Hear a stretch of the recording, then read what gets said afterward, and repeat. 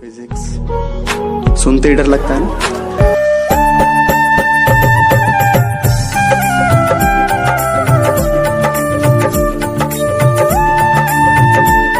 नमस्ते छात्रों, आज हम कक्षा 12 में जो यूनिट है आपका प्रकाश, उस प्रकाश में एक बहुत ही इम्पोर्टेंट टॉपिक है गोलीय दर्पण क्या है, इनसे कितने प्रकार के प्रतिबिंब बनते हैं और कैसे बनते हैं। तो ये टॉपिक हम शुरू कर रहे हैं। इस टॉपिक को आप बिल्कुल पूरा देखें तो शायद है कि इन फ्यूचर फिर आप कभी भी किसी भी प्रकार की इमेज बनाने में दिक्कत आपको नहीं आएगी। तो शुरू करते हैं हम टॉपिक।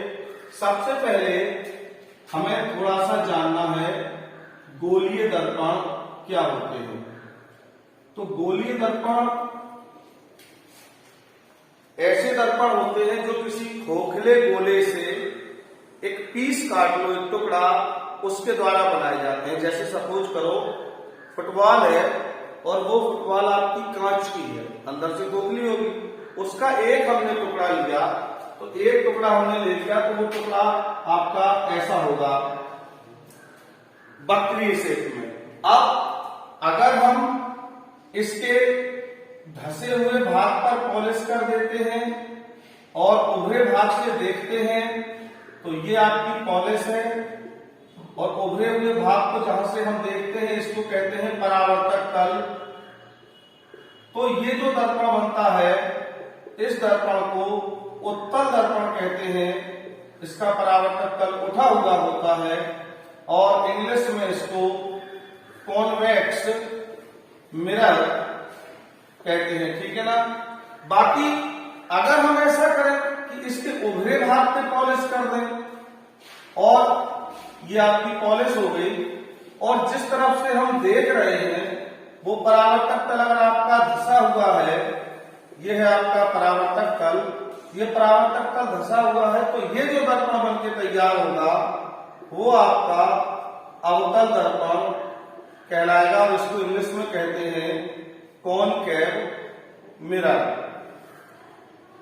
ठीक है ना। अब मेन बात यह है कि हम अवतल दर्पण जो है वो हमारा मेन दर्पण है, इसकी ज्यादा उपयोगिता है। तो उपयोगिता तो हमारी उत्तल की भी है, लेकिन चित्र इसमें ज्यादा कंडीशन प्राप्त होती है। तो सबसे पहले दर्पण के बारे में कुछ चीजें जान लें। ये जो दर्पण है ये हम उत्तल नहीं अवतल दर्पण लेते हैं, तो इसमें कुछ चीजें ये जानना है कि ये जो रेखा होती है और जिस पॉइंट पे इसको मिलती है, इसका जो मध्य बिंदु होता है पूरे परावर्तक तल का, इस मध्य बिंदु P को हम दर्पण का ध्रुव कहते हैं। इसको इंग्लिश में पोल कहा जाता है, ठीक है ना। ये जो रेखा है, इस रेखा को मुख्य अक्ष कहते हैं, या इंग्लिश में इसको प्रिंसिपल एक्सिस भी कहते हैं, ठीक है ना।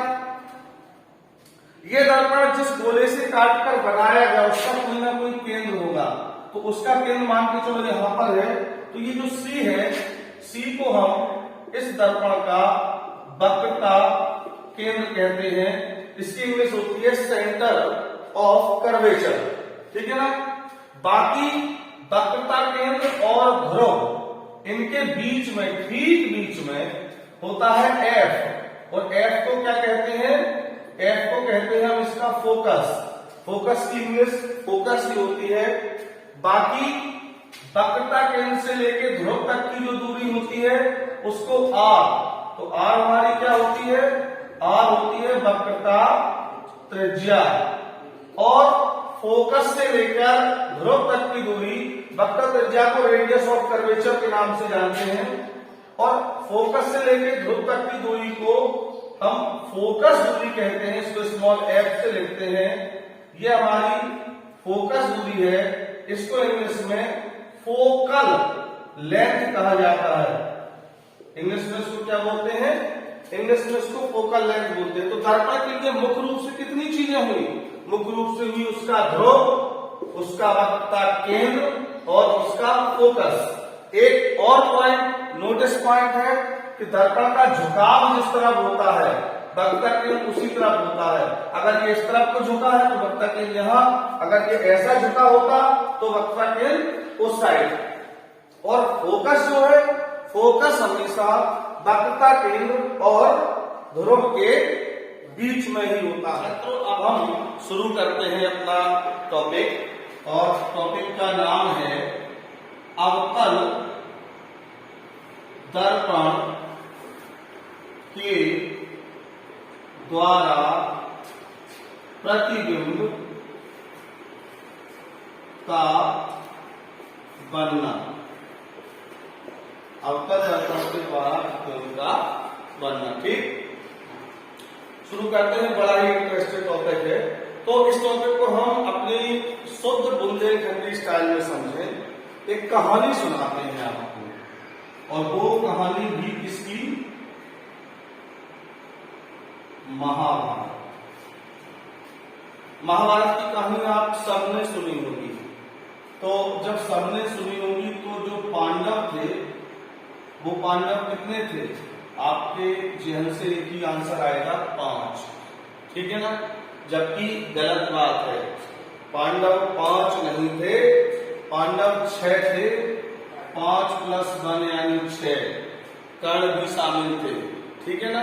तो सेम। अब इसका मतलब क्या है इस कहानी का? यहाँ इस कहानी का ये मतलब है कि जब पांडव 6 थे तो अवतल दर्पण में प्रतिबिंब के लिए आपकी 6 ही स्थितियां प्राप्त होती हैं। अब वो 6 स्थितियां कौन सी हैं? 6 स्थितियां भी आपको याद करने की कतई आवश्यकता नहीं है। ये होता है P, ये होता है C, ये होता है F, और दूर चले जाओ तो होता है अनंत। तो स्थितियां कैसे मिलेंगी आप स्पष्ट देख लो। पहली स्थिति अनंत, दूसरी स्थिति अनंत और वक्रता केंद्र के बीच, तीसरी स्थिति वक्रता केंद्र पे, चौथी स्थिति वक्रता केंद्र और फोकस के बीच, पांचवी स्थिति एग्जैक्ट फोकस पे, और छठवीं स्थिति फोकस और ध्रुव के बीच।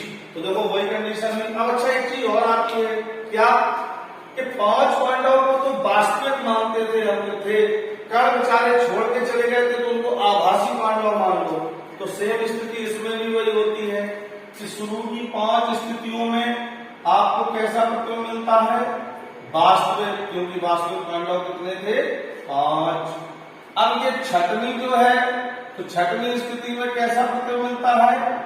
छठवीं स्थिति में आभासी प्रतिबिंब मिलता है। ठीक है ना? एक चीज हमेशा के लिए माइंड सेटअप करके दिमाग में बिठा लो कि जो वास्तविक प्रतिबिंब होता है, वास्तविक प्रतिबिंब आपका सदैव उल्टा ही बनता है, और जो आभासी प्रतिबिंब होता है, आभासी प्रतिबिंब आपका सदैव सीधा बनता है। अच्छा एक चीज और यहां नोटिस करने वाली है, क्या ये 5 वास्तविक तो 5 स्थितियां, टोटल 6 पांडव 6 स्थितियां, 5 वास्तविक तो 5 में वास्तविक प्रतिबिंब, छठ में आभासी तो छठवीं कंडीशन में आभासी प्रतिबिंब।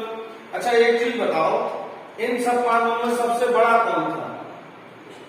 इसमें युधिष्ठिर बड़े नहीं थे, इसमें सबसे बड़े कर्ण ही थे, क्योंकि कर्ण पहले पैदा हुए थे। तो ये जो छठवां प्रतिबिंब बनता है ना आभासी, चूंकि कर्ण बड़े थे इसलिए ये प्रतिबिंब हमेशा बड़ा ही प्राप्त होता है। तो ये कंडीशन क्लियर है। अब सुनो, इनकी एक टेबल बनाते हैं, उस टेबल में इन प्रतिबिंब की सारी स्थितियां हम आपको क्लियर करते हैं।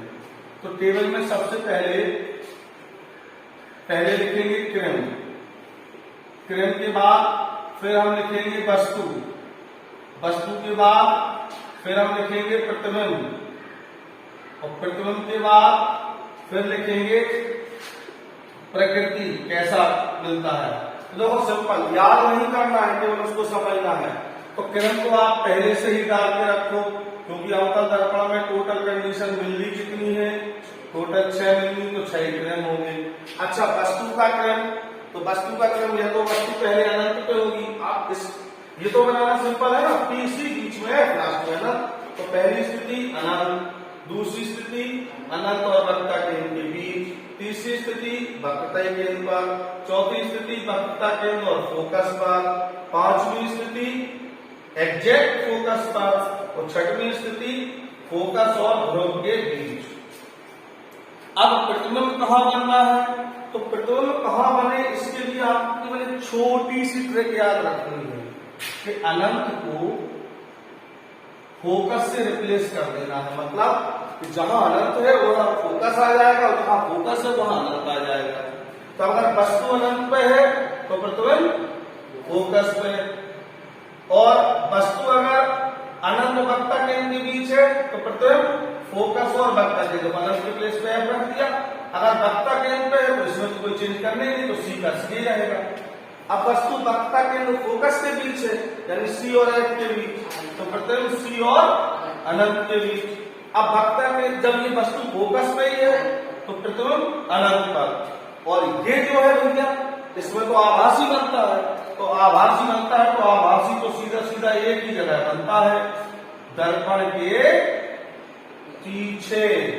आभासी को तो हमेशा कहा जाता है दर्पण के पीछे। अब सुनो एक चीज और समझ लो, वस्तु जितनी दूर होती है उसका प्रतिबिंब उतना ही छोटा बनता है, वस्तु जितनी पास आती जाती है प्रतिबिंब का साइज उतना ही बढ़ता जाता है। तो देखो प्रकृति में 5 में आपका वास्तविक और उल्टा बन रही है, इसमें भी वास्तविक और उल्टा, इसमें भी वास्तविक और उल्टा, इसमें भी वास्तविक और उल्टा, और इसमें भी वास्तविक और उल्टा। लास्ट वाले में आपका आभासी और सीधा। अच्छा ये अब इसके बाद प्रकृति तो कैसे, सिंपल, जिस क्रम से वस्तु पास आ रही है उसी क्रम से प्रतिबिंब। तो यहां जब अनंत पे है तो बहुत छोटा, जब अनंत वक्रता केंद्र के बीच है तो छोटा, जब बिल्कुल वक्रता केंद्र पे आ गए तो बराबर, ना छोटा ना बड़ा, जब और पास आए तो बड़ा, और जब बिल्कुल ही पास आ गए फोकस पे तो फिर बहुत बड़ा। और ये जो आभासी बनता है क्योंकि काल हमेशा बड़े थे, मैंने पहले ही बता दिया, तो ये प्रतिबिंब कैसा प्राप्त होता है, बड़ा प्राप्त होता है, क्योंकि काल हमारे क्या थे, बड़े थे। तो ये है पूरा इसका स्ट्रक्चर कि प्रतिबिंब कहाँ कब कैसे और किस तरीके से प्राप्त होते हैं। तो ये क्लियर है ना। अब हम इनके चित्र बनाना सीखो। अब हम ये देखें कि प्रतिबिंब बनाने के नियम क्या होते हैं। तो पहले तो प्रतिबिंब बनने के नियम देखें तो प्रतिबिंब बनने के आपके टोटल 3 नियम होते हैं। तो वो 3 नियम क्या है आप समझो। 3 नियम में सबसे पहला नियम है, शॉर्ट हैंड समझ लो केवल बस। पहला नियम ये कहता है कि अगर कोई किरण वक्रता केंद्र से जाती है तो दर्पण पे कहीं भी टकराए तो वो जिस मार्ग पे जाती है उसी मार्ग पे वापस लौट आती है, यानी वक्रता केंद्र से जाने वाली किरण में कोई विचलन नहीं होता। दूसरा पॉइंट क्या कहता है, दूसरा पॉइंट ये कहता है कि अगर कोई किरण मुख्य अक्ष के समांतर आती है तो फिर वो किरण फोकस से होकर जाती है। दूसरा नियम ये कहता है, ठीक है, ये किरण आई, ये किरण फोकस से निकल गई। और तीसरा नियम क्या कहता है, तीसरा नियम ये कहता है कि यदि किरण फोकस से होकर जा रही है तो फिर वो मुख्य अक्ष के समांतर हो जाएगी, मतलब जाएगी फोकस से और दर्पण से टकरा के जब वो वापस लौटेगी तो मुख्य अक्ष के समांतर। तो तीनों नियम एक लाइन में, वक्रता केंद्र से जाने वाली उसी मार्ग पे कोई डिस्टर्ब नहीं, समांतर आएगी, फोकस से जाएगी, और अगर फोकस से जाएगी तो फिर समांतर हो जाएगी। तो अब हम अवतल दर्पण की 6 स्थितियां देखते हैं। उसमें नंबर 1, जब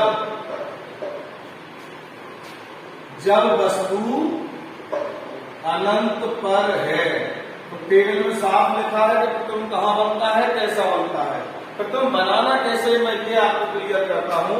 तो देखो ये है हमारा अवतल दर्पण, ये अवतल दर्पण है। तो अवतल दर्पण में ये हो गई इसकी मुख्य अक्ष, तो ये मुख्य अक्ष हो गई, ये P हो गया, ये C हो गया, ये F हो गया। अब सुनो जरा, इसका साफ चित्र बनाने के लिए यहां हम एक टेक्निक का यूज करते हैं।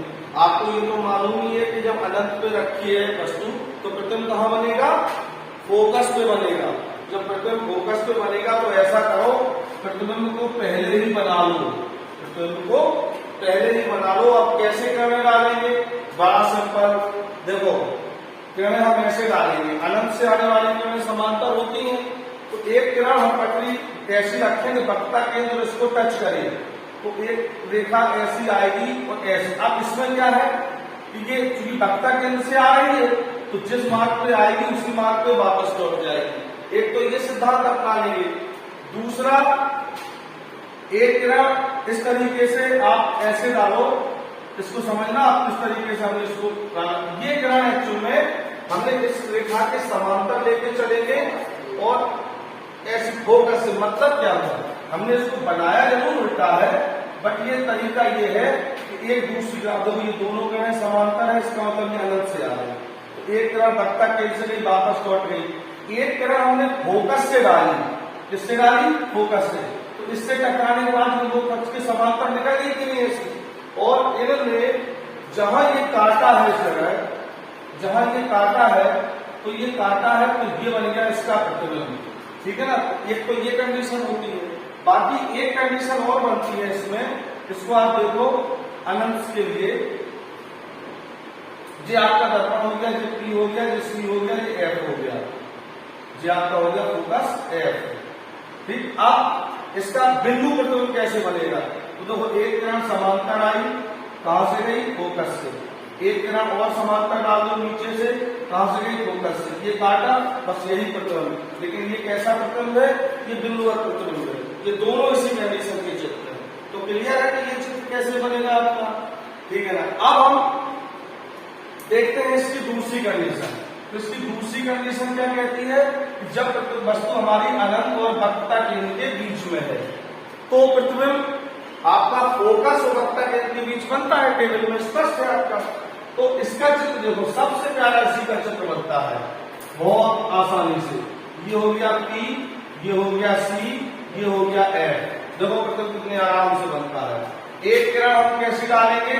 सॉरी, पहले वस्तु को रख लें तब तो क्या डालें। तो वस्तु कहाँ रखी है? अनंत और वक्रता केंद्र के बीच में। मान लो ये रखी वस्तु, तो एक किरण डालेंगे समांतर, ये आई समांतर। समांतर किरण कहां से जाएगी? फोकस से, इसमें तो कोई डाउट है नहीं। और एक किरण हम डालेंगे, एक किरण डालेंगे वक्रता केंद्र से, तो वक्रता केंद्र से जाने वाली किरण उसी मार्ग पे वापस लौट आई, और इन्होंने जहां काटा ये बन गया इसका प्रतिबिंब। तो ऑटोमेटिक देखो C और F के बीच में बना क्या नहीं बना? तो ये आपकी अवतल दर्पण की दूसरी स्थिति है। क्लियर है प्रतिबिंब कैसे बना? वस्तु रखी है वक्रता केंद्र के बीच, एक किरण समांतर डाली जो फोकस से होकर गई, और एक किरण हमने वक्रता केंद्र से डाली जो उसी मार्ग पे वापस लौटी। जहां किरणों ने काटा वही इसका क्या बन गया? फिर तो छात्रों अब हम देखते हैं तीसरी कंडीशन। तीसरी कंडीशन में है जब हमारी वस्तु वक्रता केंद्र पर है। वस्तु कहां है? वक्रता केंद्र, तो ये दर्पण और ये आपका ध्रुव हो गया, ये वक्रता केंद्र हो गया आपका, और ये आपका हो गया फोकस। तो वस्तु जब एग्जैक्ट वक्रता केंद्र पर है तो प्रतिबिंब भी वक्रता केंद्र पे बनता है, बराबर बनता है। तो एक काम करो, प्रतिबिंब को पहले बना लो। इससे क्या है कि हमारी सही तरीके के चित्र बनते। तो सिस्टम वही है, एक किरण डालेंगे समांतर जो कहां से होकर जाएगी? पटरी से। जब ढंग से मिलाओगे आप तो ये ऐसे इससे टच करते हुए लिख लेंगे। और एक किरण डालेंगे किससे? फोकस से, जो आपकी क्या होगी? दो कट के समांतर निकल जाएगी। तो इन्होंने ये काटा और ये बन गया इसका इक्वल प्रतिबिंब। कैसे? ये रखी है वस्तु, एक किरण आपने समांतर डाली जो कहां से होकर निकल गई? वो किरण आपकी निकल गई फोकस से होकर, और एक किरण आपने फोकस से डाली वो कहां से निकल गई? वो निकल गई समांतर हो गई इसके। तो इन्होंने जहां ये कट किया ये बन गई इसकी इमेज और ये है इसकी वस्तु। तो वक्रता केंद्र में रखी वस्तु का प्रतिबिंब वस्तु के ठीक बराबर बनता है और वक्रता केंद्र पर ही बनता है। नंबर 4 में जब हमारी वस्तु वक्रता केंद्र और फोकस के बीच है तो प्रतिबिंब हमारा वक्रता केंद्र और अनंत के बीच बनेगा। कैसे बनेगा आप देखो स्पष्ट। ये हो गया दर्पण आपका, ये ध्रुव हो गया, ये फोकस हो गया, ये वक्ता केंद्र हो गया। अब वस्तु रखी है वक्ता केंद्र फोकस के बीच, इसका प्रतिबिंब बनाना है तो एक किरण हमने डाली समांतर, समांतर वाली किरण कहां से जाएगी? फोकस से। और एक किरण हमने डाली कहां से? एक किरण हमको डाली है फोकस से, तो गलत किरण लग गई। एक किरण हमने डाली कहां से? फोकस से। तो ये आपकी इसके आगे काटेंगे, थोड़ा चित्र अभी सही नहीं है, इसको जरा सही से हम करते हैं, क्लियर बन जाएगा बिल्कुल आपका। तो ये आपका उत्तल दर्पण हुआ और ये ध्रुव हो गया, ये वक्ता केंद्र फोकस के बीच में होना चाहिए आपका। अब ये रखी है वस्तु आपकी, तो ये वस्तु है तो एक किरण हम डालेंगे समांतर, समांतर वाली किरण आपकी फोकस से होकर जाएगी, ठीक है ना। और एक किरण हम डालेंगे फोकस से, जो किरण मुख्य अक्ष के समांतर हो जाएगी। तो इन्होंने देखो वक्ता केंद्र के आगे काटा, ये बन गया इसका प्रतिबिंब। तो ये एक किरण समांतर जो फोकस से जाएगी, एक किरण फोकस से डालेंगे जो समांतर हो जाएगी, ये वक्ता केंद्र अनंत के बीच में काटेगी। तो वक्ता केंद्र फोकस में रखी वस्तु का प्रतिबिंब वक्ता केंद्र और अनंत के बीच में बनता है, ठीक है ना। अब पांचवी जो कंडीशन है, पांचवी कंडीशन आपकी है जब वस्तु फोकस पर है। जब वस्तु फोकस पर है तो प्रतिबिंब तो अनंत पे बनना है, लेकिन कैसे बनना है ये आप देखो। ये हो गया आपका ध्रुव P, ये हो गया वक्ता केंद्र C, ये हो गया फोकस है। वस्तु एग्जैक्ट फोकस पे ही रखी है, वस्तु आपकी फोकस पे रखी, तो एक किरण डाली समांतर जो फोकस से होकर गई, और एक किरण डाली वक्ता केंद्र से जो जिस मार्ग पे गई वापस लौट आई। तो ये किरण समांतर हो रही पीछे, तो समांतर पीछे को चली जाएगी, तो हम ये मानेंगे ये वस्तु जाके कहां किरणें कहां मिलेंगी? अनंत में। तो फोकस पे रखी हुई वस्तु का प्रतिबिंब कहां बनता है? फोकस पे रखी वस्तु का प्रतिबिंब अनंत में बनता है। एक चीज और नोटिस करें, जब भी चित्र बनाए एरो का प्रयोग जरूर करें ताकि ये क्लियर हो सके कि कौन सी किरण आने वाली है और कौन सी किरण जाने वाली है।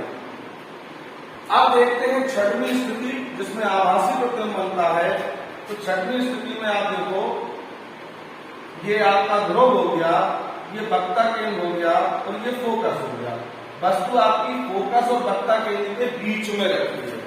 तो अब क्या है कि एक किरण डालेंगे समांतर, तो समांतर वाली किरण कहां से होकर जाएगी? फोकस से। और एक किरण डालेंगे कहां से?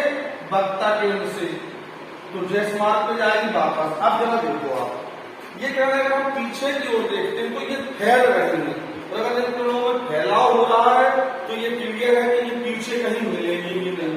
तो फिर कंडीशन ऐसी बनेगी, इस रेखा को थोड़ा आगे बढ़ा दें, हमें ऐसा प्रतीत होगा कि ये किरणें कहीं आगे जाके मिलेंगी। तो ये बन जाएगा इसका आभासी प्रतिबिंब। सीधा बना ना इसकी आभासी, तो देखो वस्तु से कैसा बना है? बड़ा बना है। तो ये इसकी छठवीं कंडीशन हो गई। अब इसके बाद हम जो है वो देखेंगे आपका उत्तल दर्पण।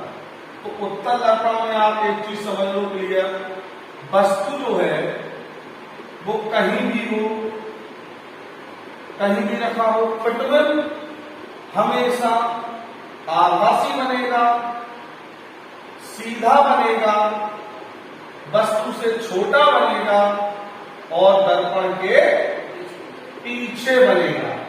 क्लियर है ना। तो वस्तु कहीं भी रख दें, प्रतिबिंब आपका इस कंडीशन में ही बनना है। कैसे बनना है आप जरा देख लो। ये हो गया आपका उत्तल दर्पण, ये हो गई इसकी मुख्य अक्ष। अब देखो इसका झुकाव उस तरफ है, तो इसका वक्ता केंद्र भी इस तरफ होगा और फोकस भी इस तरफ होगा। ये हो जाएगा इसका ध्रुव। एक किरण हमने रखी ऐसी, एक वस्तु रखी हमने ऐसी इसकी मुख्य अक्ष पे, तो नियम वही, एक किरण डाली समांतर, तो समांतर जाने वाली किरण कहां से मानी जाती है? फोकस से। तो ये किरण फोकस से आती ही, मतलब किरण तो एक्चुअल में आप समझना, ये फोकस से आने की तो मतलब है इस तरीके से, मतलब तो यह है कि ये किरण जो आपने डाली वो यहां टकरा के यहीं से लौट गई, लेकिन हमें लगेगा कैसा? हमें ऐसा लगेगा कि ये कहां से आ रही है? फोकस से आ रही है, मतलब प्रतीक होगा, आभास। और एक किरण डालेंगे वक्ता केंद्र से, तो वक्ता केंद्र से जाने वाली किरण ये हो गई आपकी। अब क्या है, किरण तो आपने सीधी डाली तो यही टकराई, तो ऐसे जाती तो ऐसे ही वापस होगी, अंदर नहीं गई। लेकिन हमें क्या लगेगा, हमें लगेगा ये वक्ता केंद्र से होकर आ रही है। और ये किरण जहां काटी है, ये बन गया इसका प्रतिबिंब आभासी। देखो आप स्पष्ट सीधा बना, वस्तु से छोटा बना। तो उत्तल दर्पण की प्रत्येक स्थिति में प्रतिबिंब आपका इस कंडीशन में बनता है, छोटा बनता है, सीधा बनता है, आभासी बनता है, और ऑलवेज दर्पण के पीछे बनता है। तो ये आपका पूरा डिटेल था दर्पण द्वारा प्रतिबिंब का बनना। इस टॉपिक में इतना ही। Thank you. चैनल को लाइक और सब्सक्राइब जरूर करें। धन्यवाद।